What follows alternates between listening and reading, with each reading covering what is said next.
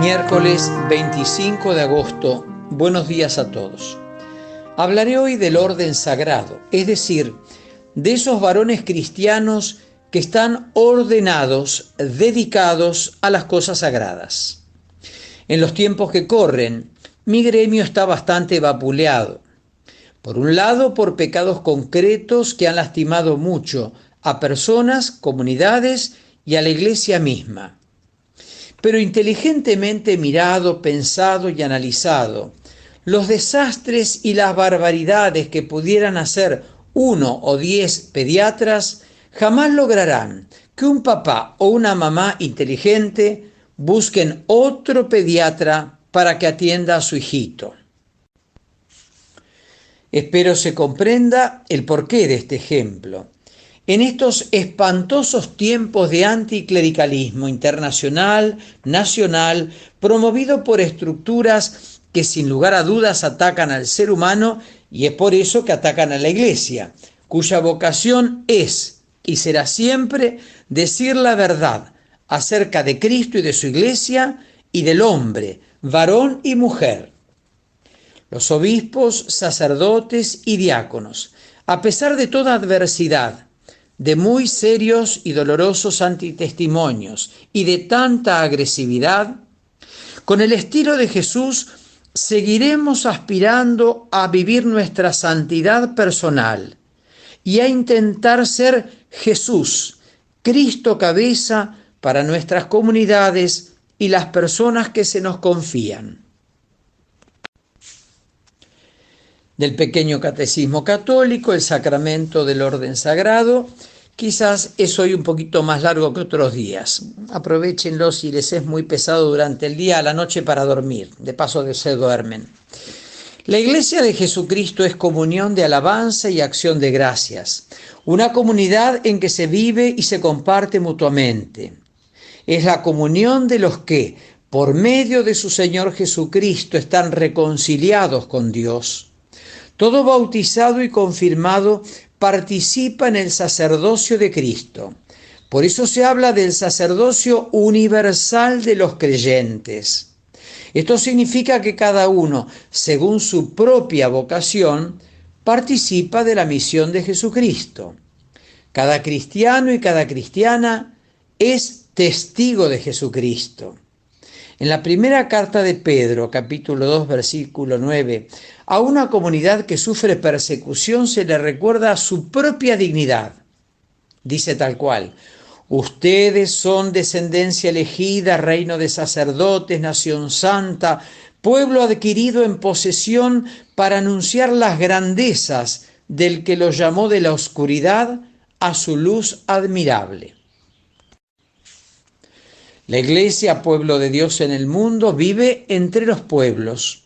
Como la Iglesia es la comunión de los creyentes, necesita portavoces, personas llamadas por vocación que por encargo de Jesucristo y con su amor mantengan la unidad y velen por la común fidelidad a la fe. El ministerio sacramental de la Iglesia tiene 3 niveles: los obispos, los presbíteros, es decir, los sacerdotes, y los diáconos. Todos ellos son partícipes del sacerdocio de Jesucristo. El ministerio que ellos desempeñan se fundamenta en él, representan a la Iglesia. Han sido escogidos de entre la comunión de los santos y destinados para ejercer un ministerio en servicio a esa comunión. Por eso se les ordena para su ministerio. El obispo gobierna un distrito eclesiástico al que se conoce con el nombre de diócesis. En la diócesis el obispo está a cargo de la proclamación del Evangelio, de la celebración del culto divino y de la solicitud por los pobres. Como sucesores de los apóstoles, los obispos deciden a quién va a confiar un ministerio en la Iglesia. Ordenan diáconos y presbíteros. El primero de ellos es el obispo de Roma, el Papa. Es el sucesor de San Pedro, a quien el resucitado confió su rebaño. Así como Pedro, a quien el Señor mismo destinó para que fuera el primero entre los apóstoles, permaneció unido con los demás apóstoles, Así también el Papa actual, como el anterior y el anterior. El Papa como sucesor de Pedro y los obispos como sucesores de los apóstoles se mantienen unidos entre sí. Como representante de Jesucristo y pastor de toda la Iglesia, el Papa es garante y fundamento de la unidad de la Iglesia. La comunidad de obispos o colegio episcopal no puede ejercer su autoridad sino en comunión con el Papa, el obispo de Roma.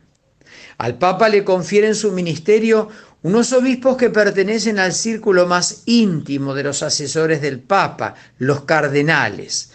Los obispos son nombrados por el Papa. La ordenación y la autoridad la reciben por medio de la unción, la oración y la imposición de las manos efectuadas por otros obispos. Cuando hay que resolver conflictos que afectan a la Iglesia Universal, el Papa convoca a todos los obispos a una asamblea plenaria. Esta asamblea plenaria de todos los obispos en el transcurso de la historia de la Iglesia han sido 21. Se llaman concilios. Sus decisiones son vinculantes en todas las partes de la Iglesia. El último concilio se celebró entre los años 1962 y 1965 en el Vaticano. Se le llama el Concilio Vaticano II. Lo dije en broma, pero va a ser muy largo, así que dejo para mañana los presbíteros y los diáconos. Padre mío, me abandono a ti, haz de mí lo que quieras, por todo lo que hagas de mí te doy gracias. Estoy dispuesto a todo, todo lo acepto con tal que tu voluntad se haga en mí y en todas tus criaturas. No deseo nada más, Dios mío. Pongo mi alma entre tus manos.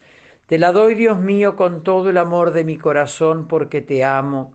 Y es para mí una necesidad de amor el darme, el entregarme en tus manos sin medida, con infinita confianza, porque tú eres mi Padre.